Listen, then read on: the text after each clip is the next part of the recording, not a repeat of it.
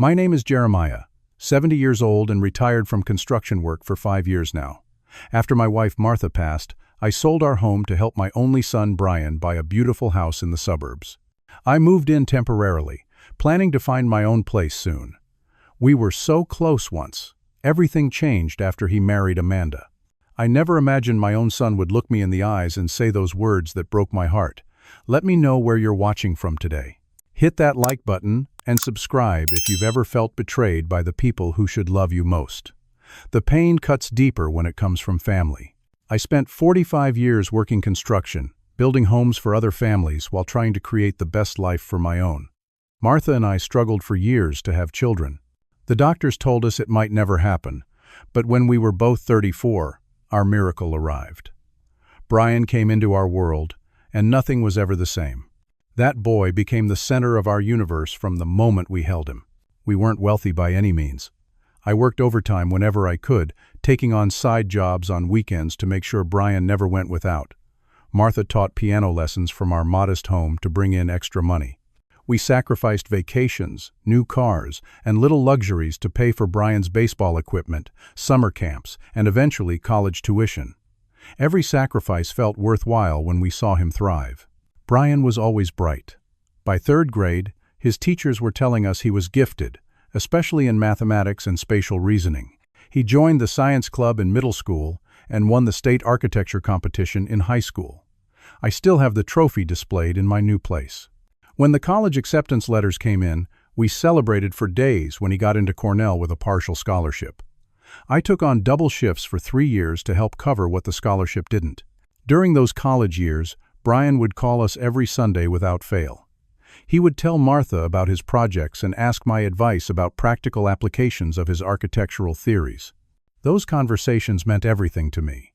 Here was my son, getting an education I could only dream of, yet still valuing what his old man had to say about building things. After graduation, Brian landed a job at a prestigious architectural firm in Boston. I watched him walk across that stage in his cap and gown, and I swear I felt my heart might burst with pride. Martha squeezed my hand so tight that day, tears streaming down both our faces. Our boy had done it. He had climbed higher than either of us had ever been able to. Brian thrived in his career. Within 3 years, he was leading his own projects, designing commercial buildings and upscale residences. He would send us pictures of his finished projects, and I would print them out to show my buddies at work. My son designed that, I would say, unable to keep the pride from my voice. Then Martha got sick. The cancer moved fast, giving us barely 2 years from diagnosis to the end. Brian came home every other weekend during that time, helping me care for her, sitting by her bedside reading her favorite books. Those were dark days, but having Brian there made them bearable. When she passed 8 years ago, Brian stayed with me for a month, making sure I ate, helping me sort through her things, just being there so I wouldn't have to face the empty house alone.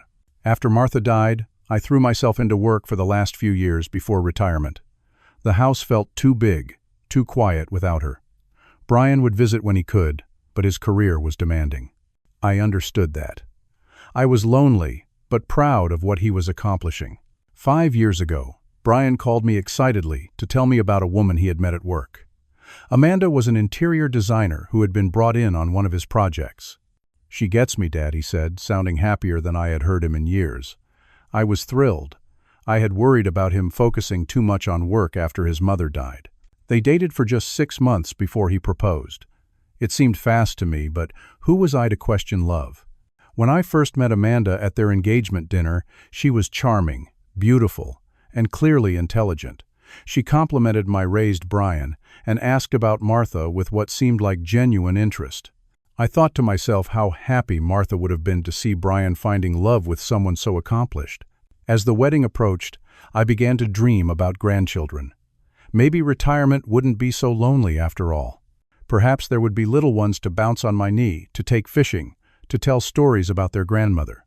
For the first time since Martha passed, I felt hopeful about the future again.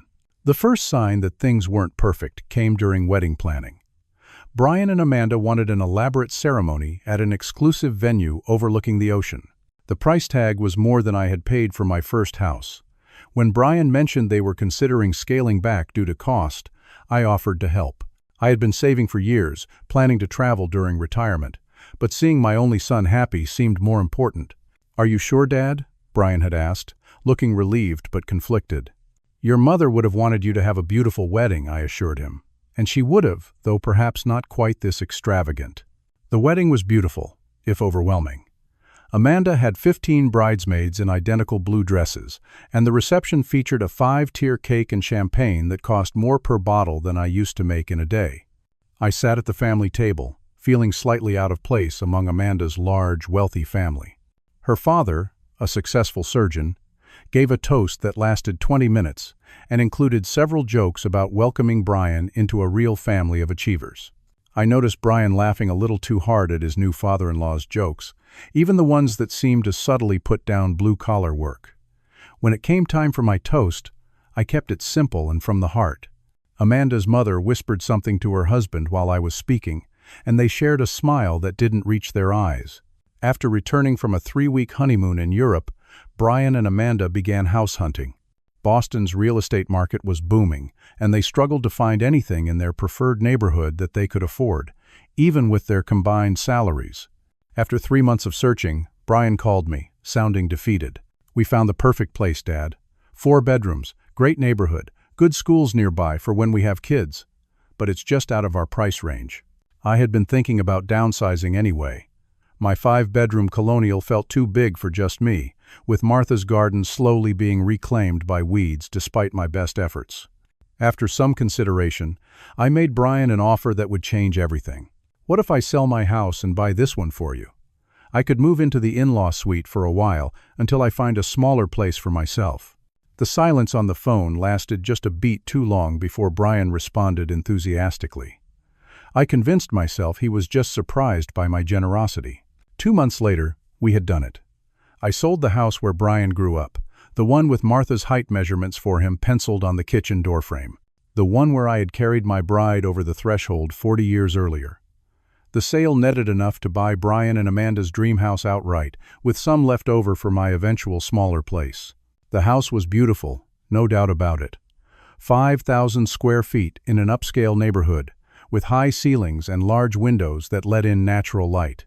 Amanda immediately began redecorating, hiring contractors to paint over the perfectly good walls and replace the brand new appliances with slightly newer ones. I kept my thoughts to myself. It was their house now, even if my name was still on the deed. The in-law suite was spacious enough, with its own bathroom and a small kitchenette. For the first month, everything seemed perfect.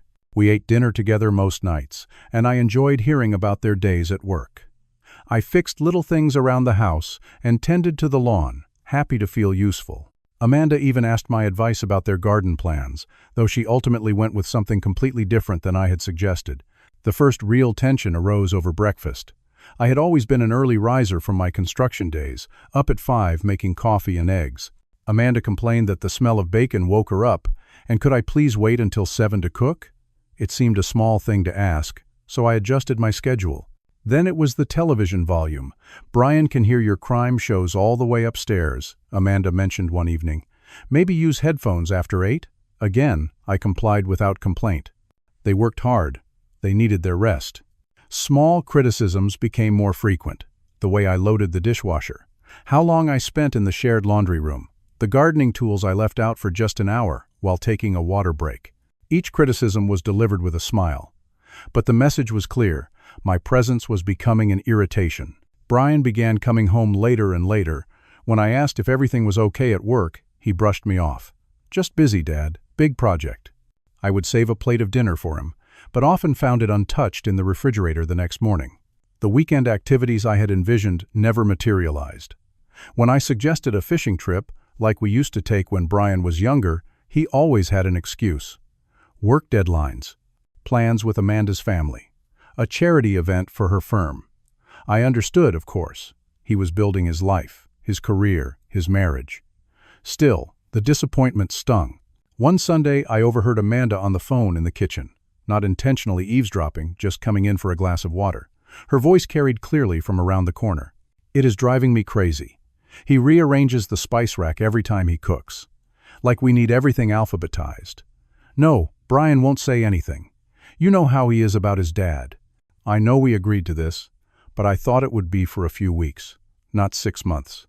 Yes, I keep showing him listings for those over 55 communities. I retreated silently, the water forgotten. That night at dinner, Amanda announced they would be hosting a dinner party the following weekend for her boss and some colleagues. "We will handle everything," she said, not quite meeting my eyes. "It might be nice if you could visit a friend that evening." I had been effectively uninvited from my own home. Brian said nothing, just studied his plate intently. That night I looked up apartment listings online, but the prices shocked me.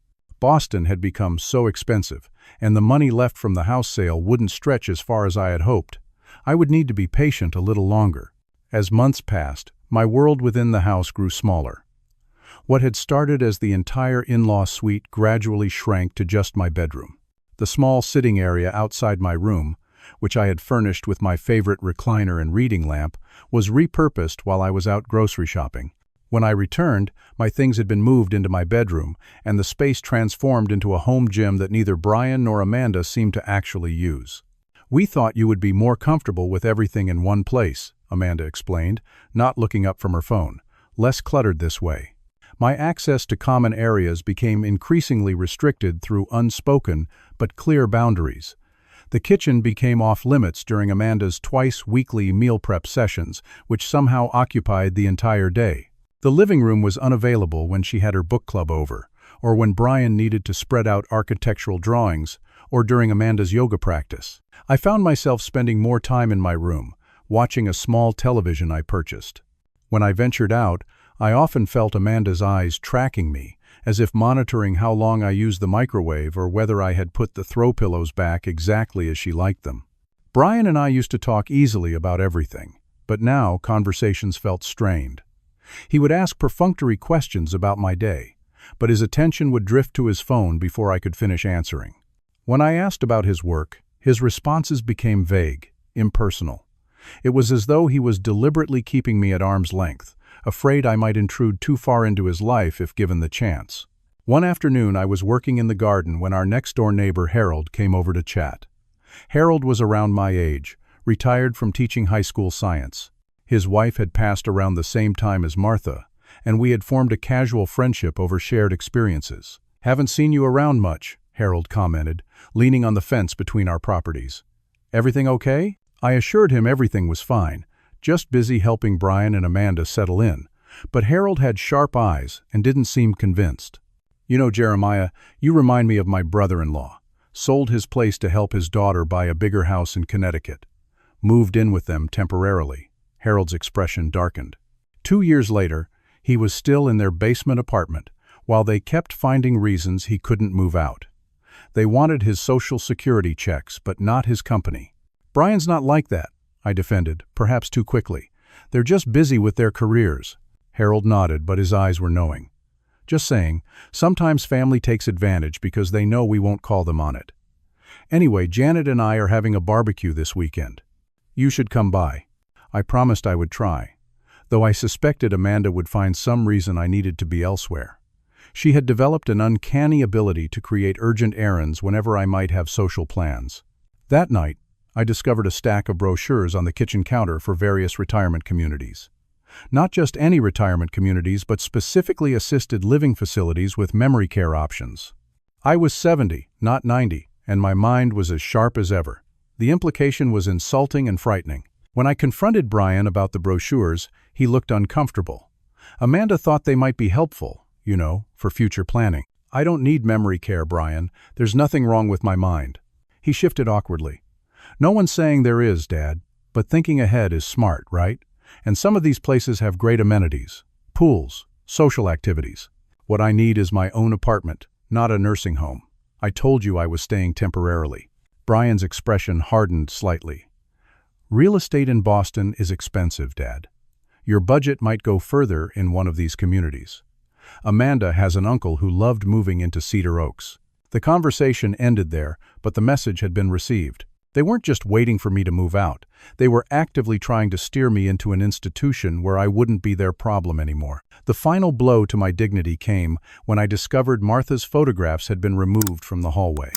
For months, I had displayed a small collection of framed photos of my late wife on a narrow table in the upstairs hallway.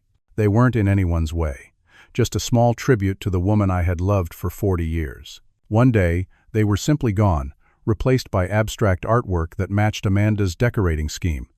When I asked about the photos, Amanda looked annoyed. "They didn't really go with the aesthetic we're creating," she said. "I put them in a box in your closet. You can keep them in your room if you want."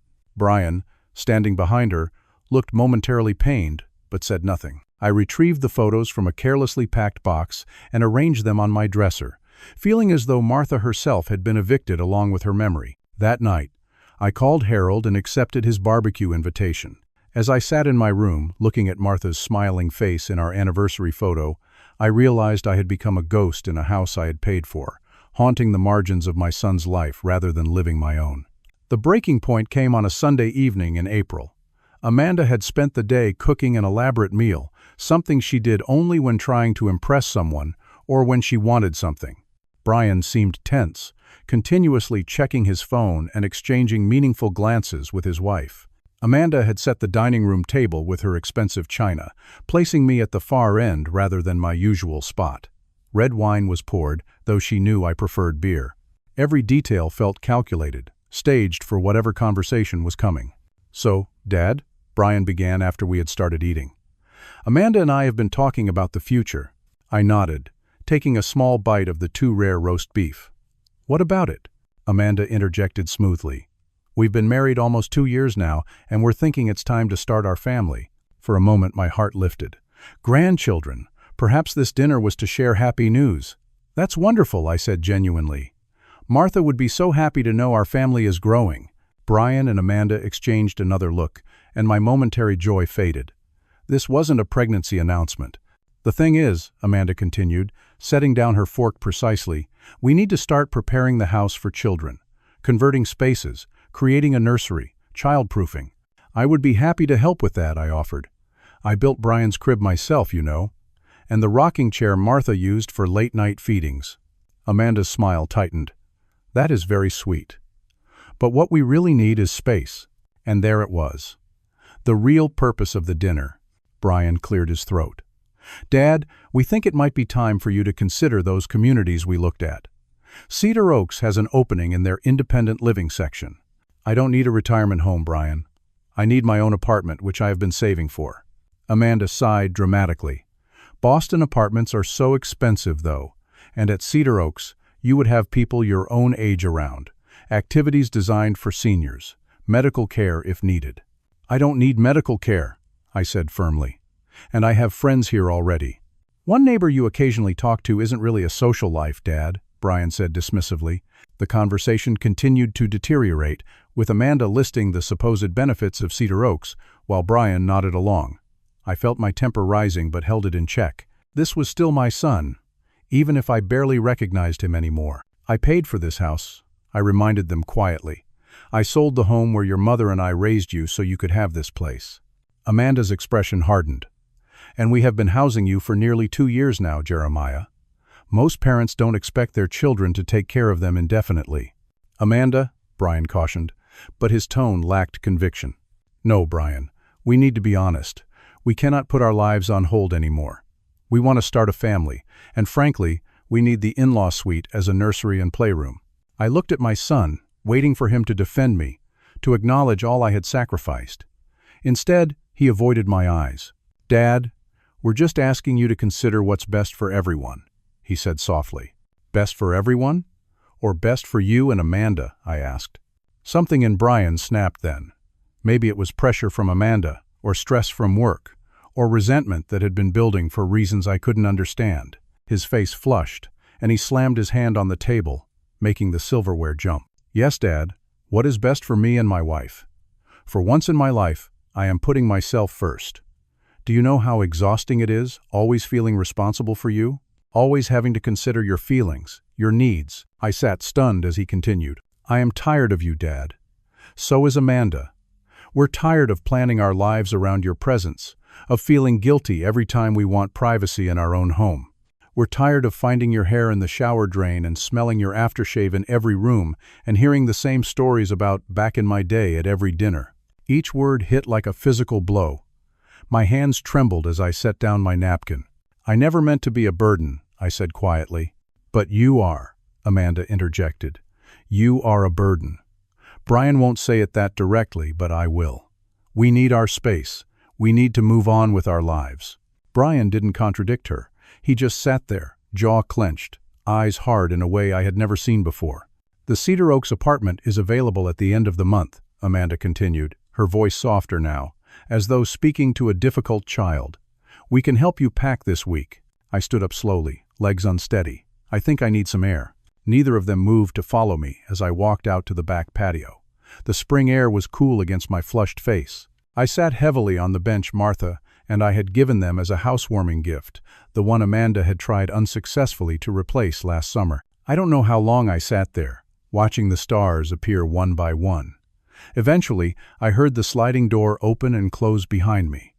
Brian's footsteps approached, then stopped. "Dad," he began, his voice strained. "I shouldn't have exploded like that. But you need to understand our position." I didn't turn around. "I understand perfectly, Brian. You have made yourself very clear." He sighed heavily. "We will help with the moving costs. And Cedar Oaks really is a nice place." "I'm sure it is," I replied, still not looking at him. "I'll figure something out." He stood there a moment longer, perhaps waiting for me to absolve him of his guilt. When I remained silent, he retreated back into the house. That night, I couldn't sleep. I sat in my small room, surrounded by the few possessions I had kept from my previous life. I took out the small wooden box where I kept Martha's most precious items. Inside was her wedding ring, which I couldn't bear to bury with her, and the diary she had kept during her illness. I opened the diary randomly, and my eyes fell on an entry from a few months before she passed. "Worried about Jerry after I'm gone. He puts so much of himself into caring for others, especially Brian. Reminded him today that he needs to keep something for himself, a place of his own, a life beyond being someone's father or husband. I hope he remembers this when I'm not here to remind him." Martha had always seen more clearly than I did. In my grief and loneliness, I had tried to insert myself into Brian's life rather than building my own, but that didn't excuse their cruelty, their ingratitude. I had given them this house, not out of obligation but out of love, a love that was clearly not reciprocated. As the first light of dawn filtered through my curtains, I made my decision. I wouldn't leave in anger, I wouldn't create a scene. But I would take back control of my life, starting with the one significant asset I still possessed, this house. The next morning, I called Harold before Brian and Amanda woke up. "Can I come over for coffee?" I asked. "I need some advice." Harold welcomed me into his kitchen, where his cat wound between my legs in greeting. His home was modest but comfortable, filled with books and mementos from his teaching career. I told him everything, the words pouring out of me like a dam breaking. "Those ungrateful little," Harold began, but I raised a hand to stop him. "I don't want to be angry, Harold. I just want to move forward, but I need to know my options." Harold considered this. "First thing you need is a lawyer. Fortunately, my daughter Nancy practices real estate law. Let me give her a call." Nancy agreed to see me that afternoon. She was a practical, no-nonsense woman who reminded me of Martha in her efficiency. After reviewing my documents, she confirmed what I had hoped. The house was still legally mine. Brian and Amanda had no claim to it, despite living there. "You have several options," Nancy explained. "You could evict them, though that process can be lengthy and contentious. You could sell the house and use the proceeds to secure your own housing. Or you could work out a formal rental agreement with your son, though, based on what you have told me, that seems inadvisable." I asked about the real estate market. Nancy pulled up some comparable sales in the neighborhood. "Property values have increased significantly since you purchased this house," she said, showing me figures that made my eyebrows rise. "You could sell for nearly 30% more than you paid 2 years ago." The idea began to crystallize in my mind. I would sell the house, find myself a comfortable place to live, and use the remaining money to secure my retirement. No anger, no revenge. Just a business decision that would benefit me for a change. "How quickly could a sale happen?" I asked. Nancy tapped her pen thoughtfully.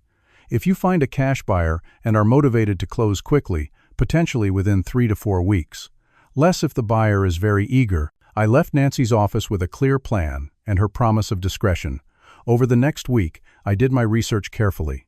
While Brian was at work and Amanda was at her yoga class, I toured several condominium complexes in a neighboring town. I found one that felt right immediately. A two-bedroom unit in a community for residents 55 and older, with a small garden plot available for each owner, a community center, and a pond stocked with fish. The price was reasonable, well within what I could afford even before selling the house. I put down a deposit that day, with a closing date 30 days out. Next came the more challenging part, selling the house without Brian and Amanda discovering my plan. Nancy referred me to a real estate agent she trusted, Sophia, who agreed to handle the sale with maximum discretion. "We won't put up a sign or host open houses," Sophia assured me. "I have several clients looking in this neighborhood who would jump at this opportunity, especially if we price it slightly below market for a quick sale." True to her word, Sophia brought 3 potential buyers through the house within a week, scheduling viewings while Brian and Amanda were at work. I made myself scarce during these times, sitting in Harold's kitchen drinking coffee and playing cards. The second viewer, a surgeon relocating from Chicago, made a cash offer just $5,000 below asking price, with a request for a quick closing. I accepted immediately. While the sale was progressing, I began the subtle process of extracting myself from the house. Each day, I would take 1 or 2 small but meaningful possessions to my new condo, which the property manager had graciously allowed me to begin moving into before the official closing. Martha's recipe box. Photo albums, my father's pocket watch, the quilt Martha's mother had made for our wedding, items small enough not to be noticed missing, but irreplaceable to me. I opened a new bank account at a different bank than the one Brian and I had used. I arranged for my Social Security and pension checks to be redirected to this new account starting the following month. I changed my mailing address and set up utilities for my new place. Everything was proceeding smoothly until Amanda announced that she and Brian would be attending a wedding in Connecticut over the weekend, 3 days before the house closing was scheduled. "Will you be okay alone for 2 days, Jeremiah?" she asked, not out of concern but seemingly worried I might somehow damage the house in their absence. Of course, I assured her. "You two enjoy yourselves, don't worry about me." Their trip presented the perfect opportunity. As soon as their car pulled out of the driveway on Friday morning, I called the moving company I had on standby. By noon, all my remaining possessions had been loaded into a small truck and were on their way to my new condo. By 3 o'clock, I had completed a final walkthrough of the house, making sure I had left nothing behind. I stood for a moment in the empty in-law suite, remembering how hopeful I had been when I first moved in. I had imagined family dinners, helping with grandchildren, being part of Brian's life as he had been part of mine. That dream was gone now, replaced by the reality of his coldness and Amanda's contempt. I called Nancy and asked if we could move the closing up. "The buyers are eager, and I can be ready tomorrow." Nancy made it happen. By Saturday afternoon, I sat in her office, signing the final papers that transferred ownership of the house to Dr. and Mrs. Wilson from Chicago.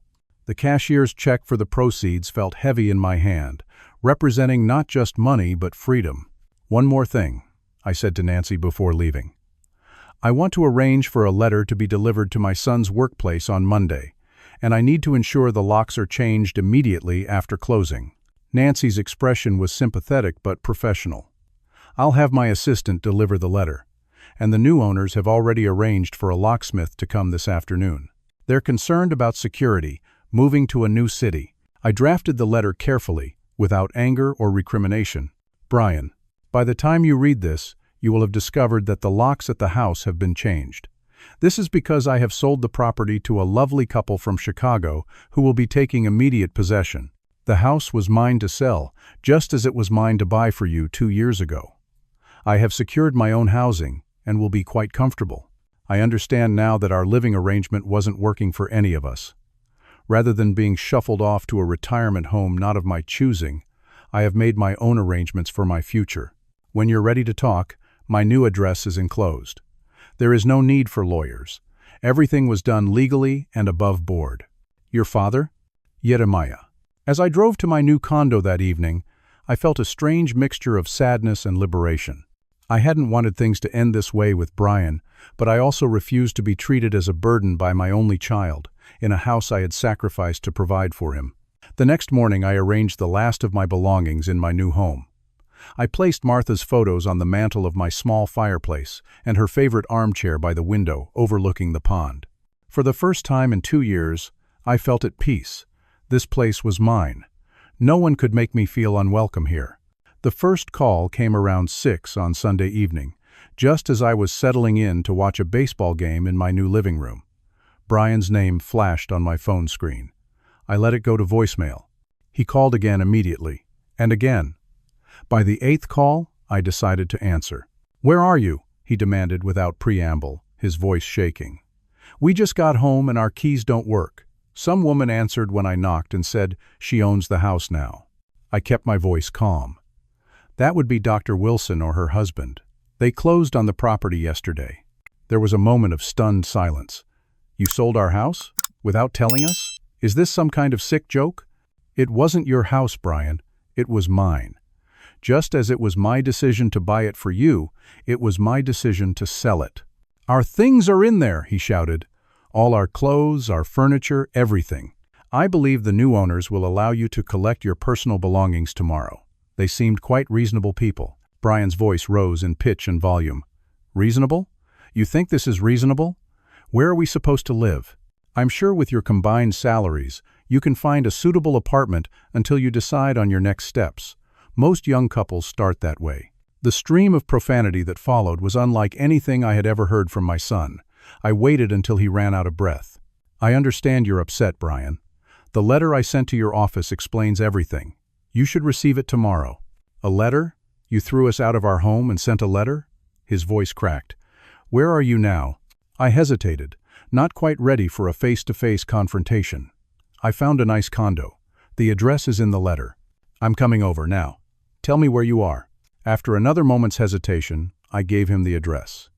Perhaps it was better to have this conversation in person, in my own space where I couldn't be made to feel like an intruder. 40 minutes later, a pounding on my door announced Brian's arrival. When I opened it, I barely recognized my son. His face was contorted with rage, his normally neat hair disheveled. Amanda stood behind him, mascara streaking her face, her expression a mixture of disbelief and fury. "You can't just sell someone's house out from under them," Brian shouted as he pushed past me into the condo. "That's illegal." "It's not illegal to sell a property you own," I replied, closing the door and following him into my living room. As my lawyer confirmed, Amanda was looking around, taking in the modest but comfortable furnishings. "You bought this place with our money," she accused. "Money from selling our home." "I bought this place with my money," I corrected gently. "From the sale of a house that was in my name that I paid for with the proceeds from selling the home where I raised Brian." Brian paced the room like a caged animal. "I can't believe you would do this to your own son. After everything we did for you." That broke something in me. "What exactly did you do for me, Brian? Make me feel unwelcome in a house I bought? Plan to ship me off to a retirement home against my wishes? Tell me to my face that you were tired of me?" He had the grace to look momentarily ashamed, but Amanda jumped in. "We gave you a place to live for 2 years. We included you in our lives when most people our age have their freedom. I never asked to be included in your lives at the expense of my dignity," I said quietly. "I offered to buy you a house because I loved my son and wanted to help him.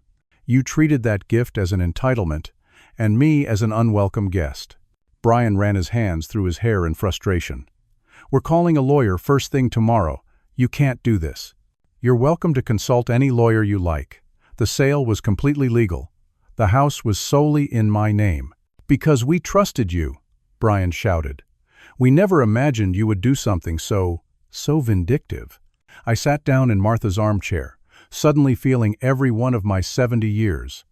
"It wasn't vindictiveness, Brian. It was self-preservation. You made it abundantly clear that I was a burden you wanted to remove from your lives. By having you move to a nice retirement community," Amanda interjected, "not by making us homeless." "You're not homeless," I replied. "You're 2 successful professionals who need to find their own housing like most adults do." The argument continued in circles for nearly an hour. Brian threatened legal action. Amanda cried and accused me of destroying their lives. I remained calm, which seemed to infuriate them further. Eventually, exhaustion began to set in for all of us. "What do you expect us to do now?" Brian finally asked, his voice hoarse from shouting. "I expect you to do what any capable adults would do. Find a place to live that you can afford on your own. Start building your lives together without depending on my assets." Brian shook his head in disbelief. "I never thought you could be this cold. And I never thought you could be so entitled," I replied sadly. "I would have given you anything, Brian. Anything except my self-respect." They left shortly after, Brian barely looking at me as they walked out. Amanda had regained her composure and was already on her phone, presumably calling friends to arrange emergency housing. I closed the door behind them and leaned against it, emotionally drained but strangely unburdened. The following weeks were difficult, but clarifying. Brian did consult a lawyer who apparently told him what Nancy had told me. He had no legal claim to the house. He sent me several angry texts, which gradually evolved from threats to expressions of disbelief and betrayal. I maintained my distance, giving him space to process his anger. I focused instead on building my new life. I joined a gardening club at the condo community and planted tomatoes and peppers in my small plot. I attended a weekly poker game in the community center and made several acquaintances who invited me fishing at the pond. For the first time in years, I was living for myself, not as an extension of my role as father or husband. It was uncomfortable at first, even frightening. But gradually, I began to enjoy my independence. I took a watercolor class offered at the local senior center. I volunteered at the library, reading to children during story hour. I bought a small car and took day trips to places Martha and I had always talked about visiting. 3 months after the sale of the house, I received an unexpected call from Brian. His voice sounded subdued, almost hesitant. "Dad, I was wondering if we could meet somewhere to talk." I suggested a coffee shop halfway between our homes. When I arrived the next day, Brian was already there, looking tired and noticeably thinner. He had a small apartment now, he told me, after staying with Amanda's cousin for several weeks. "Amanda and I separated last month," he said, staring into his coffee. "We're getting divorced." I expressed my sympathy, which he acknowledged with a nod. "It wasn't just about the house," he continued, "though that was the breaking point. We wanted different things, had different values." He looked up at me. "She was the one who really pushed for you to move out.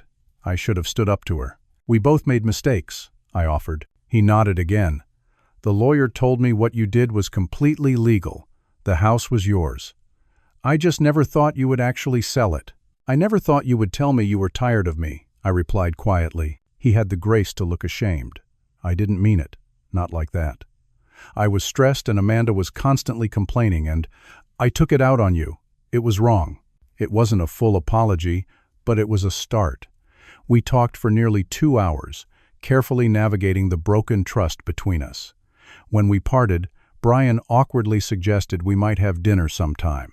I agreed, though neither of us set a specific date. It was a beginning, a small crack in the wall that had formed between us. Not forgiveness yet, but the possibility of it. As I drove home, I felt Martha would have approved of this first step toward reconciliation. 6 months passed, bringing changes I could never have anticipated. My new life had taken root and flourished in ways I hadn't thought possible at 70. I had a routine now: breakfast on my patio watching the birds, gardening in the cool morning hours, lunch with friends from the community, afternoons volunteering or taking classes, evenings reading or watching old movies Martha and I had loved. Harold and his wife Janet had visited several times, amazed at the transformation in me. "You look 10 years younger, Jeremiah," Janet had commented during their last visit. "Happiness suits you." Brian and I had established a cautious new relationship. Our weekly phone calls had evolved into monthly dinners, sometimes at my place, sometimes at restaurants. He had finalized his divorce from Amanda and moved into a modest but nice apartment closer to his office.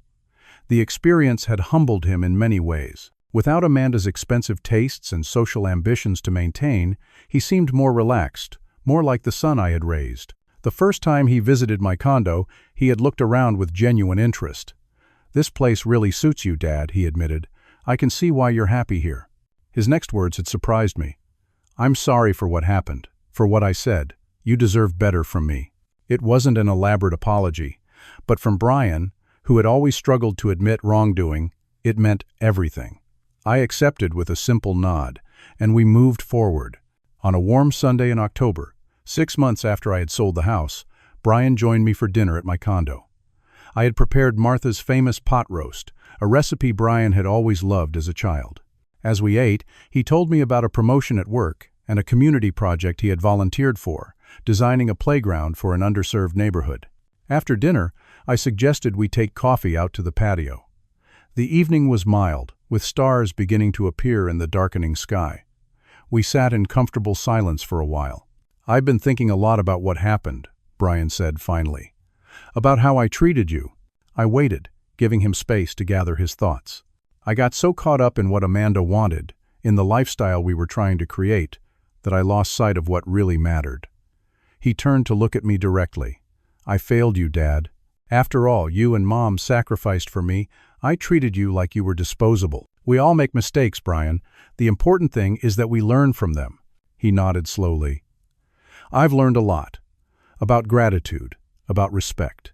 He gestured around at my comfortable condo. "And about standing up for yourself. I never would have had the courage to do what you did." I smiled at that. "Your mother always told me I needed to keep something for myself. It took me too long to understand what she meant." "Mom was usually right," Brian acknowledged with a small smile. "I wish she could see us now." "She can," I said with certainty, "and she would be proud of how far we've come." We finished our coffee, and I gave Brian a tour of the community garden where my tomatoes had won a small prize the previous month. He met some of my neighbors, including Elaine, a widow who taught the watercolor class I attended. I noticed with amusement how carefully she had styled her hair for our dinner, knowing Brian would be visiting. As Brian prepared to leave, he hesitated at the door. "Dad, would you want to go fishing next weekend? There's a lake about an hour from here that's supposed to be good for bass." It was the first time since Martha's death that he had suggested one of our old traditions.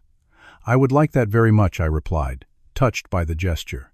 After he left, I sat on my patio again, reflecting on the journey of the past year. The pain of Brian's rejection had been nearly unbearable. The words "I'm tired of you" had cut deeper than any physical wound could have. But from that pain had come an unexpected gift: the freedom to rediscover myself beyond my roles as husband and father. I had learned that true love sometimes requires difficult decisions. That setting boundaries isn't selfish, but necessary for healthy relationships. That standing up for yourself doesn't mean giving up on those you love. Most importantly, I had learned what Martha tried to tell me before she died: that I needed to value myself as much as I valued others. That lesson had come at a high cost, but it had transformed not only my life but ultimately my relationship with Brian as well. Our new connection was different from before, more balanced, with mutual respect that had been missing when I lived in his house. By refusing to be diminished, I had actually created space for a healthier relationship to grow. As I watched the stars brighten in the night sky, I felt a deep sense of peace. Life had not turned out as I expected, but perhaps it had turned out as it needed to. I had lost a house but gained a home, lost an unhealthy dependency but gained true independence. And though our relationship had been severely tested, Brian and I were finding our way back to each other, not as father and dependent son, but as two adults who chose to be in each other's lives. Sometimes you have to be willing to lose something precious to discover what is truly valuable. Sometimes the hardest choices lead to the most unexpected blessings. Have you ever had to make a difficult decision to preserve your self-respect, or found that setting boundaries actually improved a relationship rather than damaging it? I'd love to hear your experiences in the comments below. And if this story resonated with you, please hit that like button and subscribe to hear more life lessons from someone who's learned them the hard way. Remember, it's never too late to stand up for yourself with dignity. Thank you for listening to my story today, and may you find the courage to value yourself as much as you value others.